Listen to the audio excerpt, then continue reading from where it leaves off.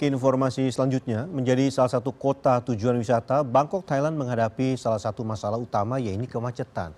Meski begitu, transportasi umum dan integrasi yang memanjakan pejalan kaki sudah tersebar di pusat dan pinggiran kota. Dan berikut liputan produser lapangan Putri Demes mengenai macam-macam moda transportasi umum di Bangkok yang memudahkan mobilisasi. Menurut indeks oleh data lalu lintas INRIX tahun 2025, Bangkok, Thailand jadi kota termacet nomor 13 di dunia. Akibatnya orang kehilangan rata-rata 76 jam per tahun karena terjebak kemacetan.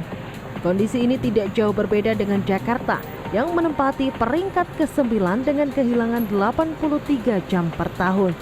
Seperti layaknya kota metropolitan lainnya, Bangkok juga menyediakan solusi berupa transportasi umum sebagai alternatif bagi warga untuk bermobilisasi. Pertama adalah bus yang bisa mengantar penumpang keliling kota Bangkok dan kota penunjang sekitarnya. Tarifnya ditentukan dari jenis bus. Bus tanpa AC dimulai dengan 8 baht atau sekitar Rp4.300. Bus dengan AC 13 baht atau setara dengan Rp7.000. Sementara bus listrik dimulai dari 15 baht atau Rp8.100. Tarif pun akan bertambah tergantung dengan jarak tempuh yang ingin dituju.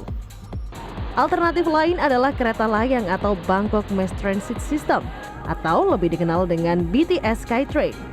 BTS memiliki dua jalur utama yaitu Sukhumvit dan Silom. Bagi wisatawan yang ingin mencoba naik kereta ini, tak perlu khawatir, Anda bisa membeli single journey card, kartu sekali pakai di loket maupun melalui mesin secara mandiri. Pembayaran bisa dilakukan dengan uang tunai ataupun secara digital dengan memindai kode QR menggunakan kris.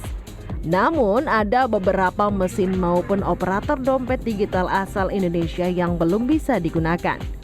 Tarif minimum adalah 17 baht atau setara dengan Rp9.100 dan akan ditentukan berdasarkan jarak stasiun asal dan tujuan. Selain itu, ada pula MRT atau Metropolitan Rapid Transit dengan kereta bawah tanah. Sama seperti BTS, tiket berupa koin sekali pakai bisa dibeli oleh wisatawan. MRT kini memiliki Blue Line yang menghubungkan pusat kota dengan tarif minimum 17 baht. Serta Purple Line yang menjangkau wilayah utara Bangkok dengan tarif minimum 14 baht. MRT juga memiliki kereta berjenis monorail yaitu Yellow Line yang menyambungkan wilayah timur kota serta Pink Line yang terbentang di wilayah utara Bangkok. Keduanya memiliki tarif minimum 15 baht dan memiliki integrasi dengan BTS. Tak hanya bagi warga negara Thailand, transportasi umum di kota Bangkok juga bermanfaat bagi warga negara asing.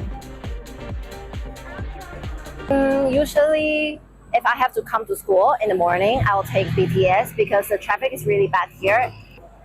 I would say it's quite convenient to take transportation in Bangkok.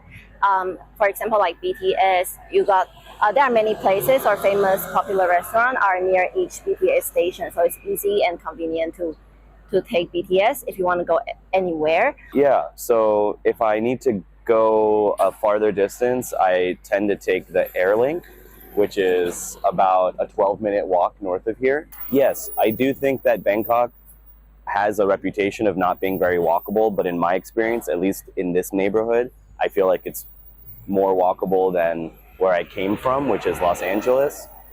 In Los Angeles, I was very, very dependent on my car, but here in Bangkok, I feel more able to just walk. The only limiting factor is the weather. Yang paling berkesan buat aku selama di sini itu, terutama MRT sama BTS ya, mereka konektivitas ke area-area publik di dekat stasiunnya itu sangat bagus. As in misalnya ada underground connection gitu, atau yang kayak ada jembatan penghubung dari akses publiknya ke BTS atau MRT-nya gitu. Kalau di Jakarta, menurut aku seringnya sih putus ya. Jadi harus keluar dulu, kena panas atau kena hujan dulu, baru bisa masuk ke mall atau ke daerah di sekitarnya gitu. Mobilisasi juga semakin dipermudah dengan akses bagi pejalan kaki. Integrasi antara satu jenis moda transportasi dengan yang lain, serta dengan gedung komersil dan bisnis tersebar di jantung kota Bangkok. Akses tersebut berupa jembatan atau jalan layang maupun lorong bawah tanah yang bisa diakses umum 24 jam. Salah satu pedestrian melayang atau skywalk yang cukup penting di kota Bangkok adalah tempat saya saat ini, yaitu Anusawari Chai Samorapom atau Victory Monument. Monumennya ada di belakang sana. Dan skywalk ini mengapa penting? Karena menghubungkan dua moda transportasi umum sekaligus, yaitu dari BTS atau kereta layang yang stasiunnya ada di ujung selatan sana, dan kemudian bisa menghubungkan para pejalan kaki untuk mengakses halte bus. Ada 4 titik yang ada di ujung-ujung dari setiap lingkaran ini. Dan kemudian selain dari moda transportasi, skywalk ini juga menghubungkan dengan kawasan komersil. Bisa dilihat ini jembatannya langsung mengarah ke satu plaza. Ini plaza kedua dan ada plaza ketiga di ujung selatan sana dekat dengan stasiun BTS. Dan selain itu, dari skywalk yang sudah terbangun ini panjangnya 800 meter kira-kira, dan nanti akan dilanjutkan, proyeknya sedang berjalan di ujung sana. Nanti bentuknya akan melingkar, jadi para pejalan kaki ini tidak perlu naik turun kemudian mengakses zebra cross biasa ataupun juga jembatan penyeberangan orang yang lainnya begitu ya, untuk bisa mengakses dari seluruh sudut di lingkaran Victory Monument ini.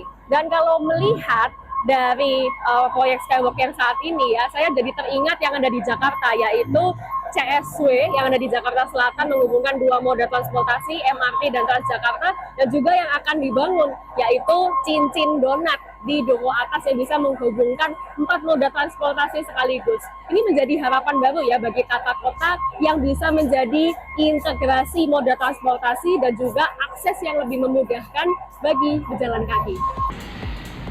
Seluruh moda transportasi di Bangkok dikelola oleh gabungan perusahaan milik negara, perusahaan swasta, maupun kemitraan pemerintah dan swasta. Putri Demes, Bangkok, Thailand.